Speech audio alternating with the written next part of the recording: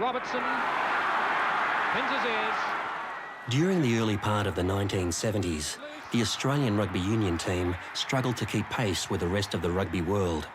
In one 15-month period, they were thrashed by the All Blacks, humiliated by Tonga and overwhelmed by Wales. But in May 1975, all that changed when Australia defeated England to win their first series in 10 years. Monaghan's going, very close to scoring, Monaghan very close. Australia right on the lines, man's over, that's a try.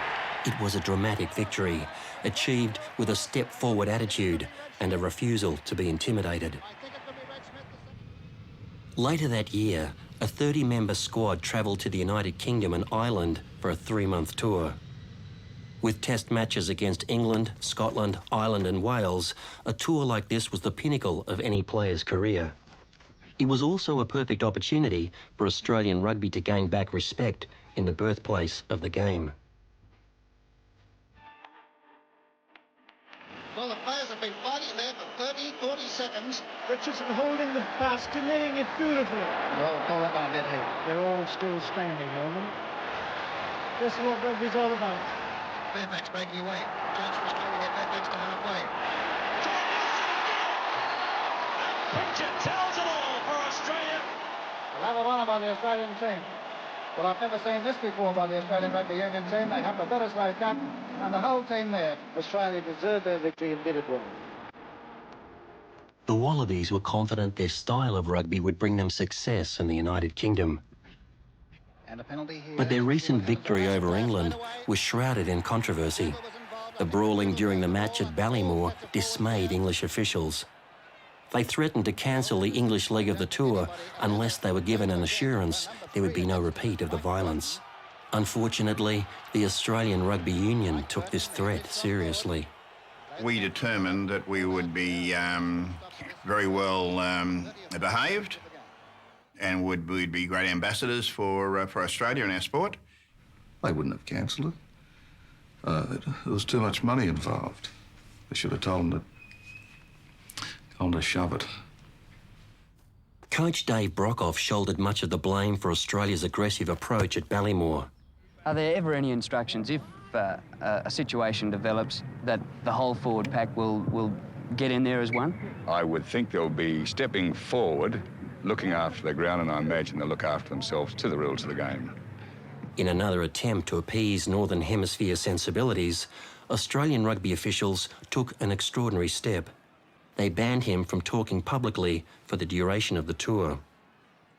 What the Australian Rugby Union decided that I would be the single spokesman throughout the tour on all issues, which made it very difficult for the assistant manager, David Brockhoff, but that was how it was resolved, and you know, from the team's point of view, it worked out very well. Ross made a mistake of trying to gag Brock, you know, where he was a very good, very flamboyant coach, very well-respected international coach, that a lot of the press people couldn't understand why he wasn't allowed to speak. I was not acceptable to United Kingdom football because of this alleged step forward. Matter of fact, certain individuals would not allow me to use the word step forward again. That was a crying disgrace because Australia had last been given an image, respectability and pride and performance, and certain political people said, no, we're not going to allow you to use the word step forward. So there was no question of David Brockhoff being told to rein in his coaching style? Oh, not at all. Not at all. Total support there. But there was to be no foul play. I think there was great expectations of the whole team from the Australian rugby supporters' perspective. And I think they expected us to go over and continue playing the way we were playing in Australia, and we certainly didn't do that. And when I look back on it, I'm just not quite sure why. The British media pointed the finger at the wild colonials from the moment they stepped off the plane.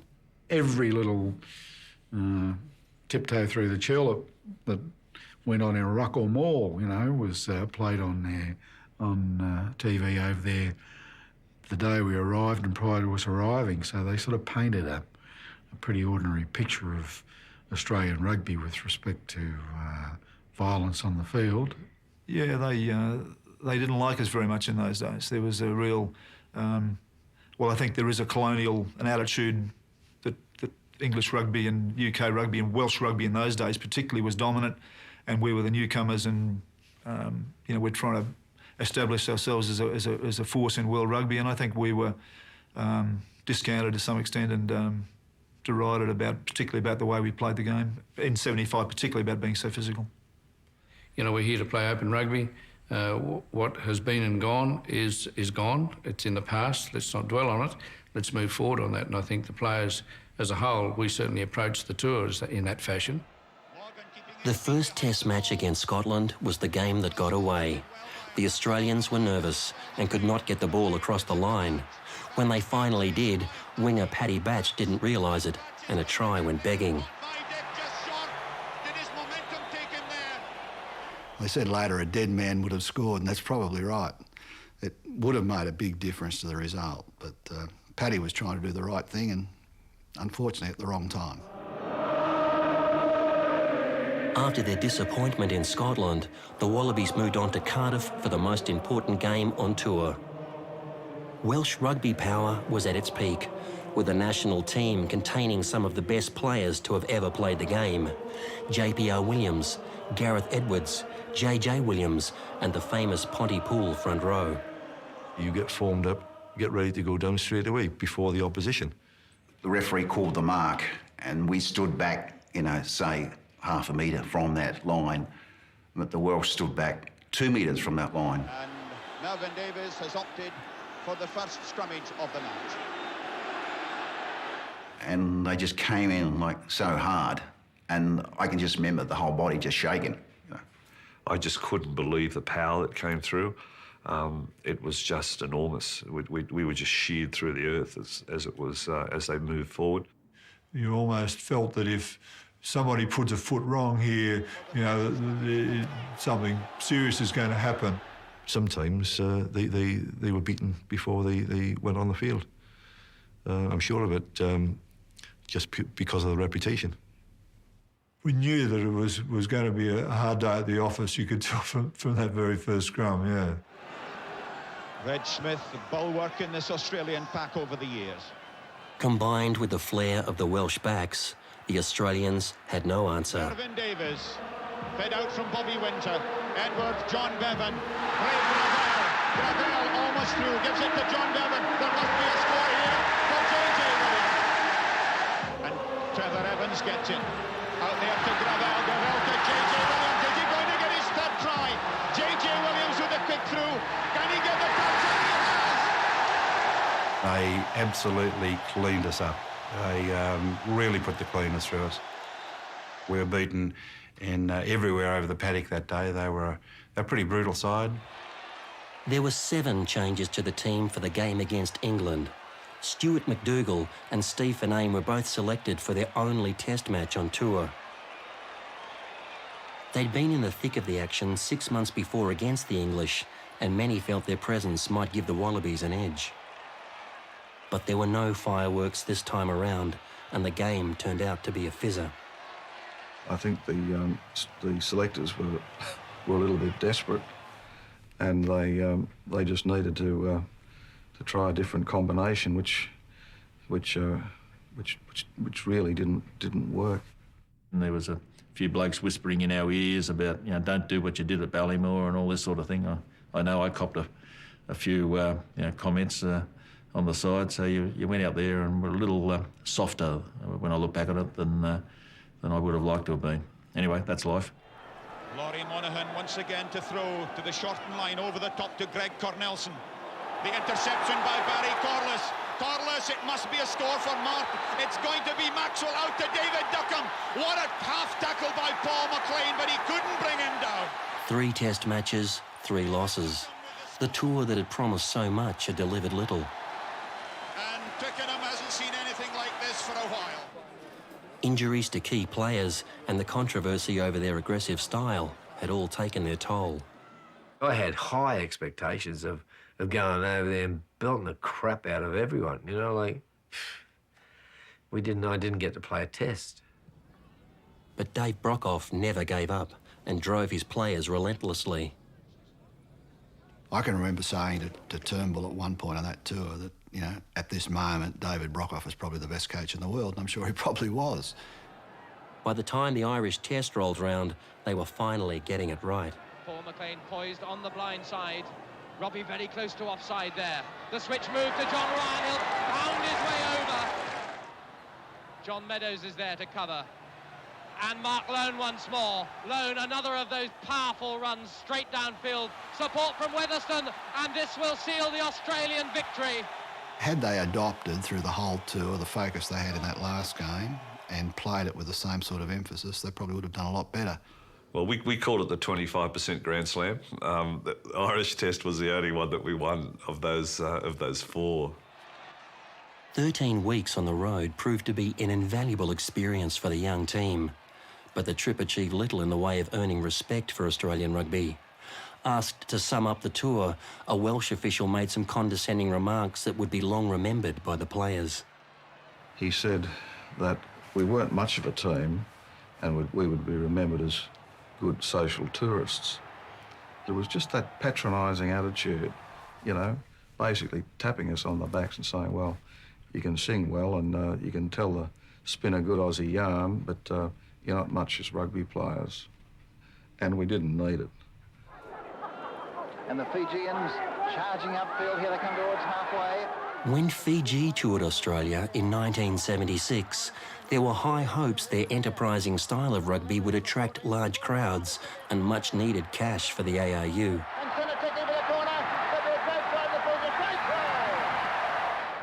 But with the series already won by the Wallabies, a crowd of less than 8,000 turned up for the third test to witness one of the most contentious games in rugby history. It's the same. Meadows got one for his corner. We saw that quite clearly. Someone else did too. I, for the life of me, can't understand why the third test in Sydney degenerated into the sort of match it was. It just was it was a series of incidences and nasty all-in fights and so on. Sinatiki on his own still in play, and there's a big Savao, the front rower. And 4 Australians taking Savao over the sideline, and again there's a clash of players. And this is an all-in.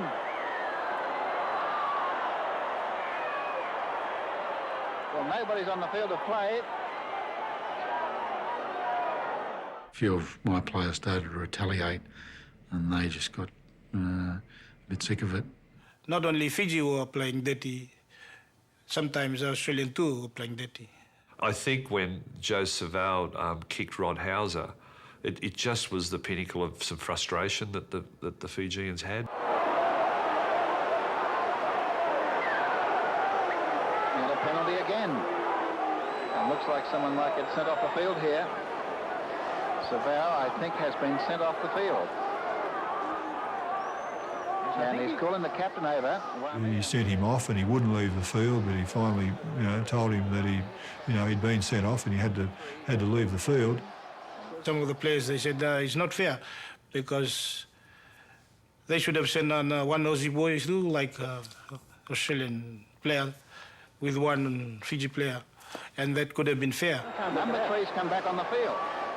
There was about 3 or 4 captains on that day because everybody was talking because they were all heated up. I just have to listen and do what the senior players told me. Well, the team is going off the field.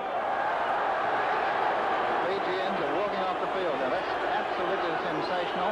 We've only had, 15 minutes to play in the second half? We started a bit long walk from the center of the cricket ground to the side. With all the people looking, can almost call it the same walk or whatever. Do we call the game off, or do we go to the referee, or what's happening? We were still out there, or do we pick the ball up and score a few tries, or whatever? I mean, it was just we were shell shocked. It was not something that you'd ever likely to experience on a football field. I was off the field because I had a fractured cheekbone, and I actually went down to the gate while they're coming off, talked to the manager and said, you guys walk off the field, there's a fair chance that you'll be isolated and banned from international rugby for quite a number of years. We went to the fence and the manager and the coach told us to come back on the field. And then we will start pulling each other back. But some of us didn't want to come back onto the field. They are coming back on the field. The break in play seemed to spur Fiji on, and with a man down, they got within striking distance of the Wallabies. And a run. Towards halfway, that's the winger. That's Ladalevo back in field with supporting players. They're still going. This is beautiful rugby, but lone intercepts for Australia. And the Fijians charging back towards the line. Can I get this ball? They're almost on the line. Who's there? There's a man over. It's a try. Unfortunately, later in the game, we got too tired because Australia were very experienced and they had the stamina too. Now, Nassau. On the back line it goes. The full-time ball is gone. Rami straight up the middle of the field. The ball must go dead. And it is set by Pearce. Pearce is on the way again.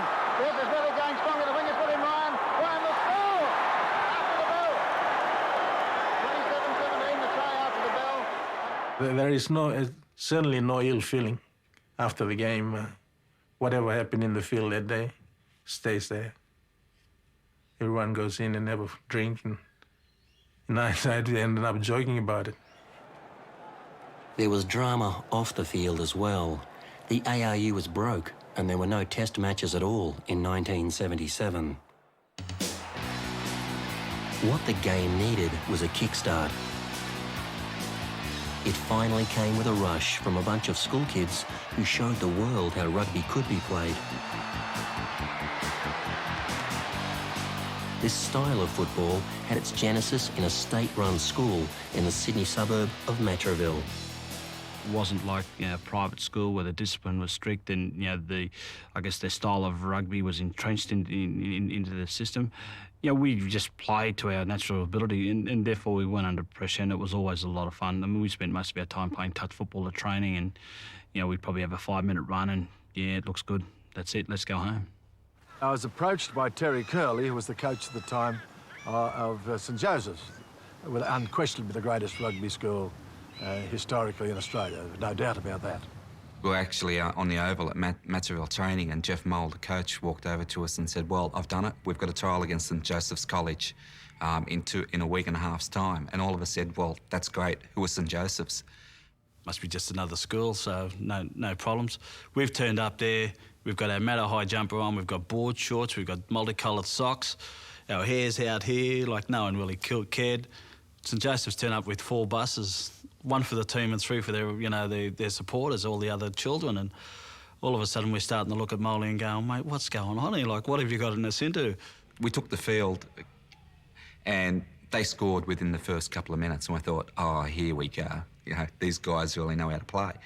Then went on for about 10 or 15 minutes. And then they started kicking the ball, and that's what we wanted to do, and then we just cut them apart after that. And we ended up beating them quite convincingly. And all of a sudden we walked off the field thinking, well, if that's the best that they've got, then we're going to build everybody. I don't think they've played another state school after that. A lot of people for the first time, saw the Ella brothers. I think they were absolutely bewildered by the pace of their handling and their skills. They played brilliantly. One of those impressed by the Ella brothers was Cyril Towers, a member of the 1927-28 Waratah side. This team had travelled to Europe and thrilled crowds everywhere with a spectacular running and passing game. Over the years, this style of rugby had become diluted and was lost, until now.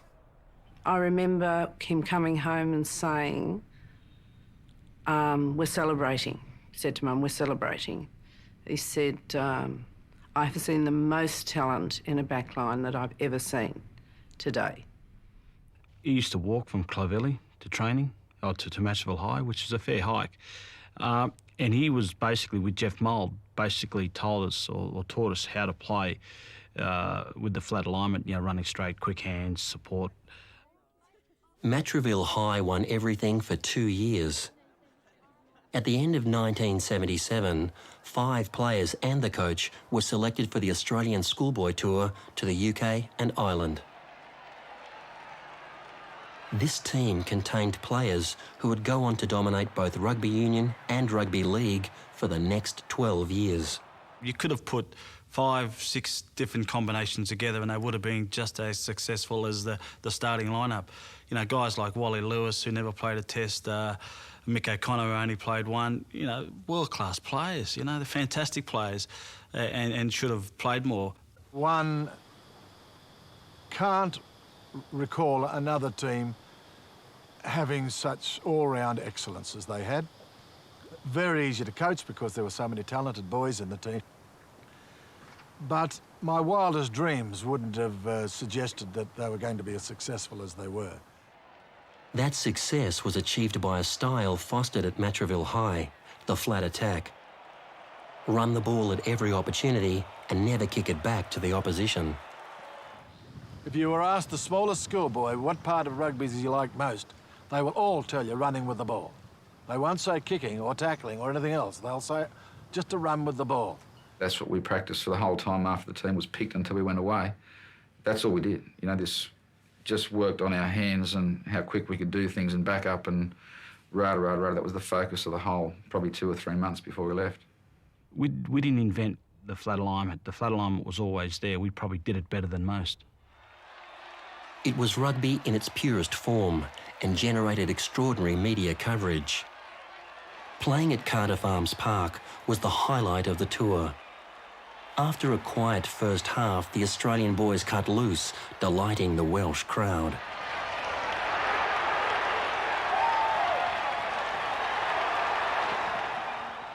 I think there was 20,000 people there, which was a big crowd for a schoolboy match in those days, and it was perfect conditions. And you know, we were just delighted. The tour was going very well. We were very confident, and fortunate the three, myself, Mark and Gary, scored tries that day. And the pass to watch is the one that will be given at the end of this move by number 11. Watch him providing the ball for the support. Any way will do, and the try follows. I heard someone say, "How are you enjoying the game?" And he said, I know what the score will be. I've seen this team play before. And they said, "Where? How possibly? Did you go out to see them play in England?" "No," he said, "I saw them play in 1927. Australian boys on the attack, and look again for this flowing passing and see how it all ends. Any one of 4 Australians could have scored this try. The people were stunned, and then the whole crowd rose, and in their Welsh voices started to sing Waltzing Matilda. There was a huge crowd at Twickenham for the final match in Britain. Unfortunately for them, they saw very little action. Rarely has an Australian Rugby Union team had to play an international in worse conditions than these. The fog was so dense that you couldn't see more than about 5 or 6 metres in from the sidelines. And what was the funny part about it was, of course, the crowd couldn't see anything. And from the spectators' point of view, when they threw the ball into the line out, it would disappear over the top of these heads because, of course, you couldn't see the rest of the line out. And balls would go up through the soup as we kicked them. And they'd have to stand there and run to where you thought it was going to come down and basically look up at the sky and, oh, here it comes, and oh, no, it's over there. So it was a really, really strange game of football. Were you able to see the scoreboard? Do you know what the score was when you came off? I didn't even know what it was half time. Well, I scored 3 tries at Twickenham in the fog, and no one saw it, which was very disappointing. It was a favourite memory for me because I never scored more than 1 try in any game of my life. Having to score 3 on Twickenham against England and the schoolboys, then have no one to be able to see that was somewhat different. The UK had played host to a remarkable side, the like of which they would never see again. On its return, the team achieved something almost unheard of for rugby union: the front page. The publicity, the television, the newspapers were all there to meet us at the airport. The fact that we had press conferences from a schoolboy to arriving home from Australia was quite mind-blowing. As I mentioned earlier, it just caught us completely by surprise, and it was slightly embarrassing. Not only did it give a great deal of fine players to our game, but showed that Australian rugby had the potential to be played at a higher level than perhaps we were playing at that time. This is a new move, this one. This is a newie. This looks like American griddle. New South Wales country coach Daryl Harbright was appointed national coach for the 1978 season. This was to be a watershed year for the Wallabies, with matches against Wales and the All Blacks. When the Welsh arrived in Australia, they came with an attitude typical of British rugby at the time. There's that Welsh right to rule almost, that we are the world champions and we always will be. You might score more points, but you'll never beat us. That sort of attitude, I think, pervaded. I don't think there was any sort of arrogance. It may have been that we didn't look at them in the same light as we would have the All Blacks. But, I mean, that's the way things go. I mean, Wales had thrashed the Wallabies the last time the two teams had met. The Australian players were determined that would not happen again. I think Australia really targeted the Welsh tour as maybe a kickstart to sort of their presence in world rugby. And this may sound disrespectful to them, but I don't mean to be. I'm just trying to work out the rationale behind their thinking. I think they probably took to the field and they planned to take to the field to be very physical, very aggressive. Yeah, we were a fairly aggressive young side who wanted their scalp, and I don't think they were prepared for it. Relations between the opposing players hit a low point after Wales lost a provincial match to Sydney. On our head, I just collapsed the scrum, deliberately collapsed the scrums on our feed, so they couldn't get any advantage by pushing us or lifting us or whatever. But of course, as soon as I did that, the Welsh captain Terry Cobner put the slipper into me, as did the other second rower, Davies, I think his name was. So at the end of the game, my head was like a pincushion. So it was a really dirty game. You kept on collapsing the scrum? I just kept on collapsing it. And I kept on getting kicked.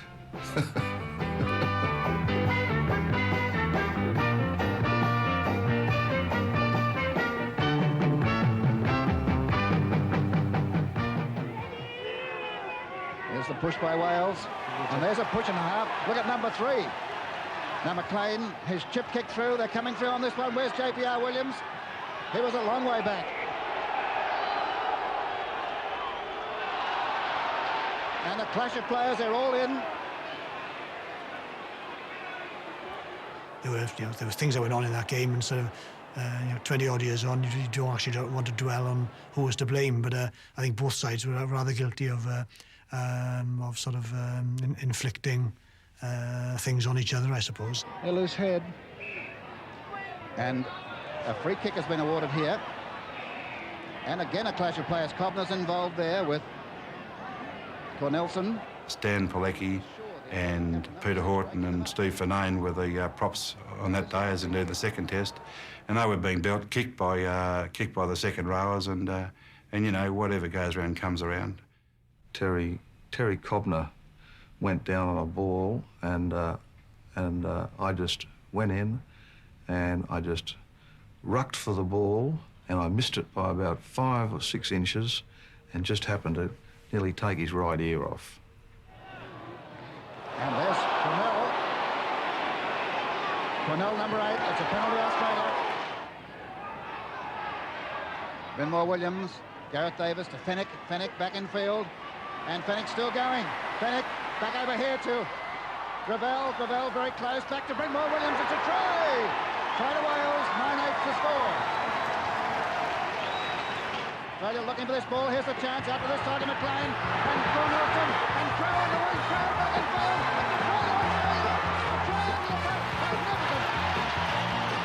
The Wallabies had defeated the champions of Europe, but one more test remained to prove the victory was no fluke. Wales scored 2 tries to 1. Interest in the series was unprecedented, and the scene was set for a classic showdown on the SCG. How do you rate the Australian side as an international rugby side? Well, they've beaten Wales, so they must be a fair standard. But Oh, they're a good side, and credit to Australia. They've kept the team together, or the nucleus of the team together, for 3 years. And when you're fortunate enough to do that, you must be very, very good. It was an opportunity for Australia to make history and secure a place in on the world stage, if you like. And we thought, shit, we can win this. We can win this whole series. Paul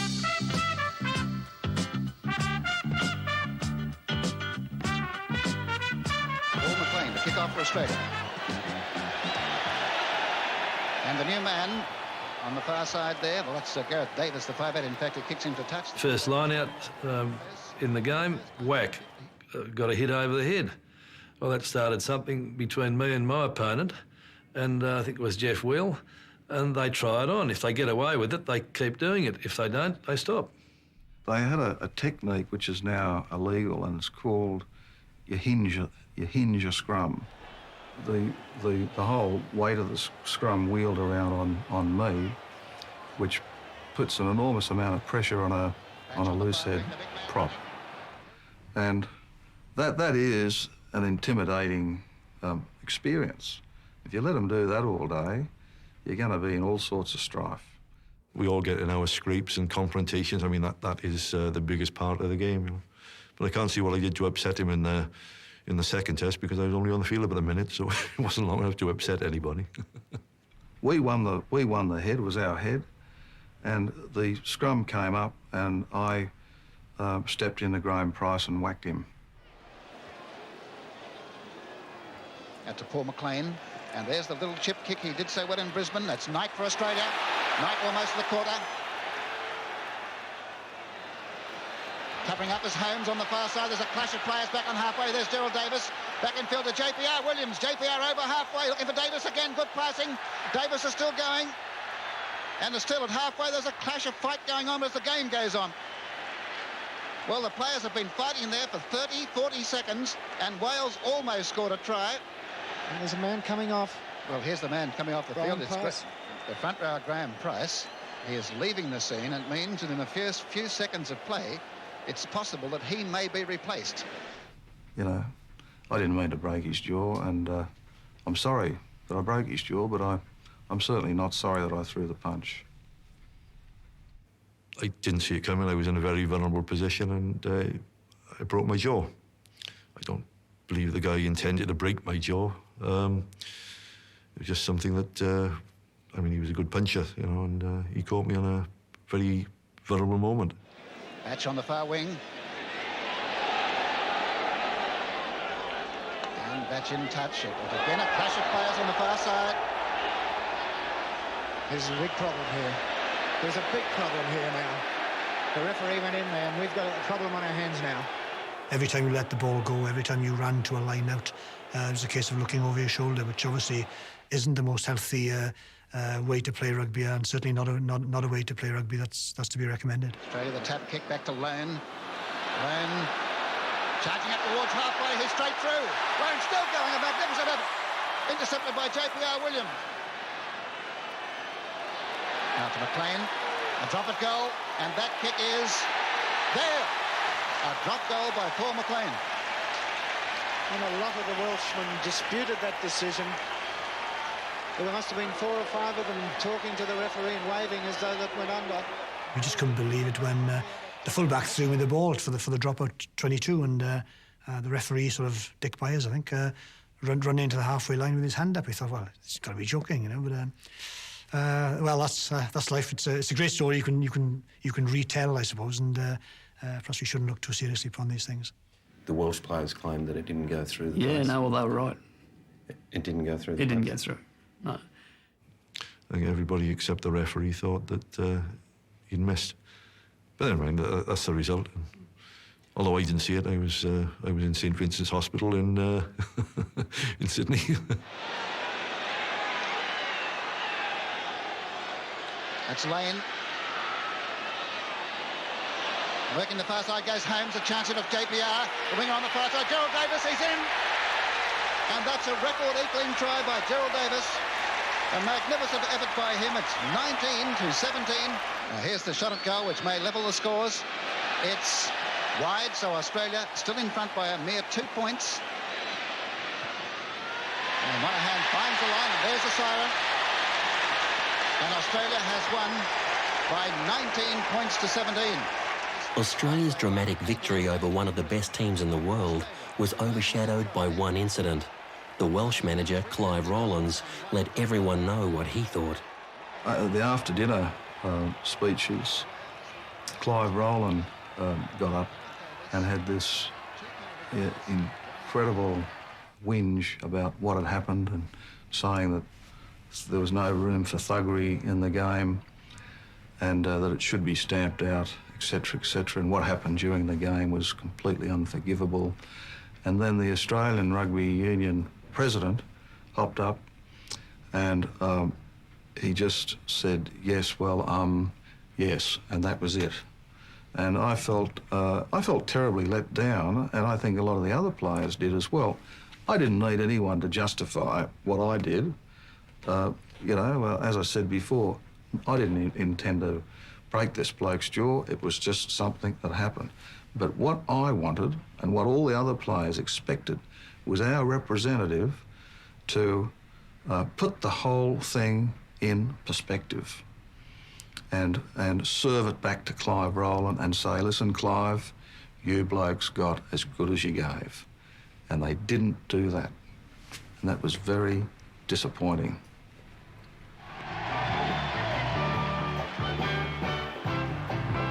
The series defeat of the Welsh announced that here was a team the equal of any in the world. The Wallabies travelled to New Zealand, assured of their chances against the powerful All Blacks. Daryl Harbright was the coach, of course, and we arrived in just straight off the plane, and Daryl announced to the press that we were the best rugby team in the world and we were going to win the series. And I wish he hadn't been quite so candid, I suppose, because, I mean, you know, we had to play obviously the games against the All Blacks, and I guess I felt that might just motivate them a bit. But that was what Daryl, I mean, that's how he felt. He was very, very passionate about the game and very, very passionate about his players. And he genuinely felt, I know, after beating the Welsh, that we could beat the All Blacks, and we were going to beat and win the series. Good scrum position again. Hipwell the short side. Batch's power gets him through. Harbright's prediction proved to be almost spot on when Australian 5'8" Ken Wright had a chance to win the first test with a penalty kick on the final whistle. From my perspective, there was a sense of excitement about the chance to win the test. A goal kicker, like a golf shot, you've got to actually lower the tempo a little bit. You've got to stay relaxed and calm and take your time. And I think I got a bit excited about the whole potential of winning the test. Ken Wright has kicked well, and this is his most difficult kick. Probably rushed it a bit and lifted my head slightly. Well, the cheer was loud and long. The kick missed. The match is over. I think probably that test we played well enough to win, but I think there might have been a doubt in some of the players' minds that we could actually beat New Zealand in New Zealand. Having got so close, Australia had every right to feel confident going into the second test at Christchurch. But they hadn't counted on the appalling weather tailor-made for All Black rugby. They tried everything, but were never in the game. Hipwell down, that's the corner flag in the background. New Zealand giving him the rough treatment. Over the top they go. And referee Miller objects to that. It's there. Donaldson, away to Bruce. Doug Bruce, infield to Mark Taylor. Try! Daryl Harbright, after the test, I can still see him coming up to me and shaking everyone's hand, and he's proud of our effort, as was Daryl's habit. And he said, I just don't know what else we could do. He took a lot of stress, and it just showed through, I think, that second test match that he was really upset, weren't we all? But just a guy who would just take everything. If there was a mistake by us, he felt it so deeply. And it obviously played on his mind, and of course he had a near-fatal heart attack on the Monday just as we're going to training. What do? Bob Templeton was across on tour. He was across on a supporters tour. Do we grab Bob, wheel Bob into the team as coach, or do we close ranks and do it ourselves? Ross Turnbull and Tony Shaw decided that no, we'll stick with what Daryl had been teaching us, and what we'd learned from Darryl, and we'd continue on with that style of rugby. We also looked down the barrel, I think, at that stage. After the second test, we looked back to 72 and some of the press were calling us the awful Aussies and the woeful Wallabies, and we got that feeling that all the work that we'd done in 75 and 78 and leading up to the tour might have been to no avail. Australia, there's Tony Melrose, just turned 19 on Thursday. When Tony Melrose was called over as a replacement, he became the first of that schoolboy team to play at the top level. No, I suppose I was semi-hopeful I might have got a spot on the bench, maybe. But anyway, they announced the team and, you know, front row through to fullback, and of course when they got past 5'8", I just went, oh yeah, who's number 12? And I went, hang on, that was my name. The plan in the third test was to play out wide. It was a magnificent day in the broad open spaces of Eden Park. After the first 5 or 10 minutes of the match, all I do remember, and I'm playing 5'8", so I'm, you know, director of operations basically, and I just thought, well, we've got these blokes on toast. They're gone. What's this thing about the big New Zealand, you know, aura? Let's just get in them. Let's go. Hipwell, Melrose, quick hands. Ken Wright, who's a centre, good overlap for Moon. He's away from Wilson. This match at Eden Park will be forever linked to one player.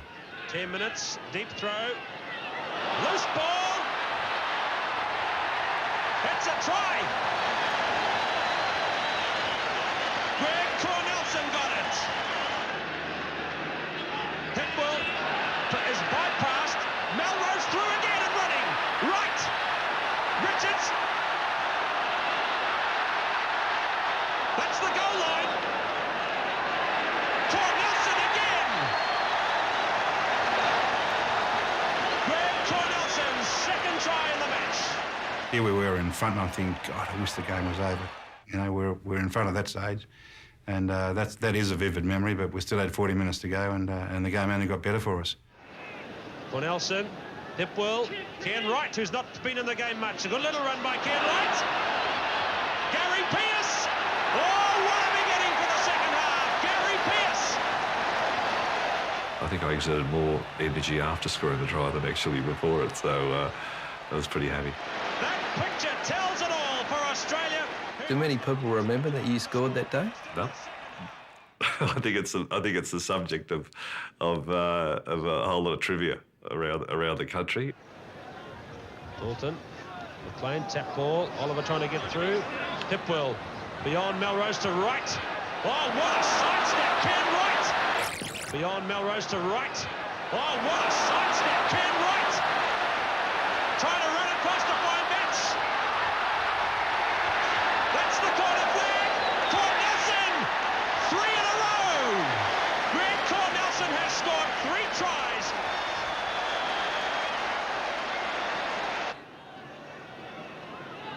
Hipwell running wide. What a break.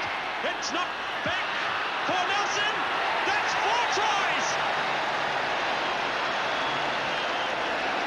Greg Cornelson, 1, 2, 3, 4.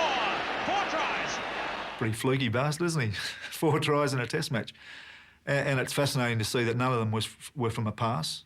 I find that somewhat ironic for someone who was such a magnificent athlete and a magnificent ball carrier, that, you know, who was capable of scoring 100-metre tries and scored 4 1-metre tries. I do get a little embarrassed, especially in front of my peers, and being asked about it in public. On stage, I do get a little bit embarrassed because I guess a lot of people don't remember some of the guys that played in that test match, and I received more kudos than I certainly should receive, because everyone played exceptionally well that day, and it was a fantastic game of rugby for Australia. I can remember looking up the record books and finding out that he'd never scored a test try before, and if I'm correct, he never scored a test try after. And he got 4 tries in one day, which was an astonishing achievement. And I went out to the Wallabies Hotel on the Sunday morning to interview him and didn't recognise him because he'd shaved off his beard. And that apparently was what he'd offered to do if the Wallabies won. And what were the celebrations like after that game? Oh, I'm still celebrating. I'm still celebrating the win. The Wallabies had scored more points against the All Blacks than any other team in history. The victory was a triumph over adversity and did more than any other to shake off that woeful tag. It was a memorable victory, certainly for Australia, but for me personally, I replaced Ken Catchpole in 1968 for the last 10 minutes against the All Blacks on that tour, and I didn't play in a test match until 1978 that actually beat the All Blacks on their home soil in Auckland. But for all the recent success, the game was still in financial trouble. A disappointing series loss to Ireland in 1979 did nothing to help the situation. Australia had been expected to win, but favouritism never sat well with the Wallabies. The Irish team, containing the best goal kicker in living memory, won the series. Ollie Campbell's kick is over once more. It was a bit of a wake-up call to say, well, OK, you've beaten the All Blacks, but there are other teams around the place who can knock you off. You don't start thinking about the way you play, and that's exactly what happened. One more test remained for the season against an All Black side intent on wiping away the memory of Greg Cornelson's 4 tries. This hastily arranged match had been agreed to by the New Zealand Rugby Union as a way of helping the Australians climb out of their financial hole. The New Zealand Rugby Union had become aware of the dire circumstances of Australia's financial plight, and they felt that one way that they could assist was by offering them a one-off test match in Sydney, in which all the proceeds would go to the Australian Rugby Union. Dave Brockhoff had returned as coach at the beginning of the season. When it was announced the Bledisloe Cup was up for grabs, he used that as a motivational tool, as only he could. Brockhoff had been a member of the last Australian team to win the Cup in 1949 and desperately wanted to win it again as coach 30 years later. Here's Australia's loose head. And to Melrose, long past the centre. Here's the fullback in, and McLean to Moon, and Moon on the far side. Moon still going inside the quarter. And they're still coming. That's Stewart. Back there to Slack, and the far side is close to the line, and Carson's close, about 5 metres out. Australia looking for this ball. Desperate maul here, and Australia has it, yes, and here it comes. Melrose still going. Back in field, who's there? That's Shaw coming close, not far out. Only a couple of metres from the line. And here's one of the forwards, Handy. Australia pressing hard here. Sustained movement. Here it comes again. Carson, the blind side. And Carson's close. He's right on the line. And the Australians desperate looking for this ball. And now the All Blacks breaking away, and the referee's whistle has gone. That first 30 minutes of that one-off test match in 79 was as good a 30 minutes as Australian teams had played, in my experience. We just did everything right, but were unable to score, to the great credit of New Zealand. But it was intense, it was balanced, it was aggressive. It was all those things, and it was all the things that we'd worked on over the previous years. Out to the fullback's in, the extra man, McLean. McLean gets round one tackle, goes for the corner. McLean's going to the corner, infield, who's there? And it's Shaw for the line. Shaw's a couple of metres out. Well won by the Australians. Shaw run the back line to Slack out here to Crow up over halfway. And here's McLean. And McLean taking it through, they're charging through on this. Down to the corner, that's a good kick and well taken. Crow again. Back and field to Cornelson. Picked up by Sear, the number 8 for the All Blacks. I think he got voted one of the most exciting test matches ever, or one of the best test matches ever. There was lots of movement, lots of great, stringing things together, and that from both sides. Back to Melrose. Melrose a drop at goal, and this one is good one. Yes, it's there. My greatest memory of that game was hearing them whinge. Graham Murray and those guys just whinge. I hadn't heard them whinge that much for years. And quickly out of the scrum it comes, back to a wild pass this side, over to Shaw, and Shaw still going. Here's a hard man to pull down. Basic errors by Miss Australia, and on this side, it's a penalty Australia again. Now that man, Sear, was offside, no doubt about it. And here's Paul McLean, and the kick is good again. Australia to a lead of 12-6, and we have 11 minutes to go. Those last 10 minutes were the hardest 10 minutes of my life. The All Blacks, or the All Black supporters in the crowd, not particularly happy. The whistle or the bell is gone, and the match is all over, and Australia has won by 12 points to 6. Not a try scored in the game, and for the first time since 1934, the Australian Rugby Union team has defeated New Zealand here on this Sydney cricket ground. The absolute honour of being associated with those kids winning that Bledisloe Cup, it's always meant more to me than words on a program. We'd beaten New Zealand on Australian soil, first time in 40 years, I think. So it had some historical significance. So we lapped it up. And here they're coming out with the Bledisloe Cup. That's going to be a lap of honour. A lap of honour by the Australian team. Well, I've never seen this before by the Australian Rugby Union team. They have the Bledisloe Cup. We didn't swap our jerseys. We'd beaten the All Blacks, and we weren't proud of that jersey, so we kept our jerseys. One of their great wins, and that means 2 in a row against the All Blacks. I think from 79 onwards, in that period of time, we knew that we would always be competitive with New Zealand, and we wouldn't be a second-rate rugby nation ever again. Led by their captain, Dr. Mark Lane. World Cups are important, but I think that playing New Zealand is by far and away the most important thing of all. Ella, Hawker, back to Ella. They did it all again the next year, this time over 3 tests. In the corner. Ella, Hawker. The infusion of talent from that remarkable schoolboy side, combined with the more experienced players, proved to be too much for the All Blacks. New Zealand seem to be controlling this ball, but Australia have it. Ella, Hawker, Hawker straight through. They were swamped by the Australians in the final game of the series, in front of 50,000 cheering spectators. That crowd were probably the most appreciative and the loudest barracking support crowd that we'd probably ever had. They were singing Waltzing Matilda, which was unheard of in any sport or any Australian to be actually singing. Duncan Hall. Ella, Hawker, long, no, he throws the dummy. It was just remarkable and fantastic. That day they felt very, very, very close to us, and you know they really willed us on to that win. Ella,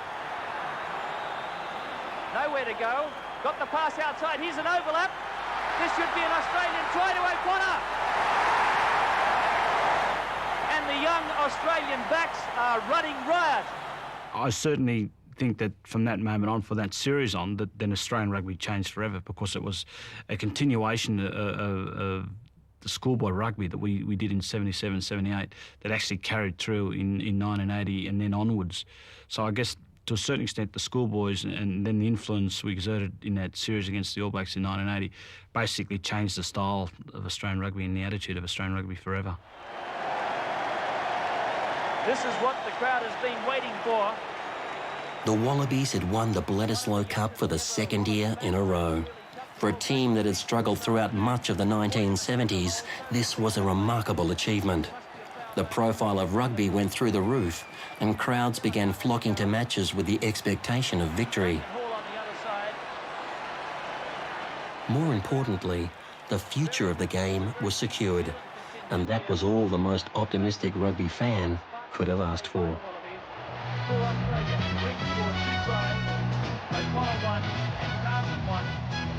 Tries in the first half, 2 conversions and 1 medalling.